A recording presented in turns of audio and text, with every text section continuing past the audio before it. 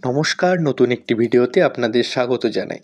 আজ কথা বলবো গায়ক অনুপম রয়কে নিয়ে, যার গানের লাইনগুলোর মধ্যে আমাদের রোজকার দিনযাপনের গল্প ফুটে ওঠে। তবে আজ কথা হবে গায়ক অনুপম রয়কে নিয়ে নয়, লেখক অনুপম রয়কে নিয়ে। হ্যাঁ, মূলত তিনি একজন লেখক। আমার কাছে রয়েছে লেখক অনুপম রয়ের প্রকাশিত হওয়া প্রথম কবিতার বই, মন ও মেজাজ। বইটি প্রথম প্রকাশিত হয় 2016 সালে কারিগর থেকে। তারপর এটি প্রকাশ পায় 2022 সালে বুক ফার্ম থেকে। আমার হাতে এটি রয়েছে তৃতীয় মুদ্রণ কপি। বইটির পাতা সংখ্যা 60টি। বইটির দাম 150 টাকা। বইটি একক কবিতা সংকলন। দারুণ দারুণ সব কবিতা রয়েছে বইটির পাতা জুড়ে, যার সূচিপত্র আমি দেখিয়ে দিলাম।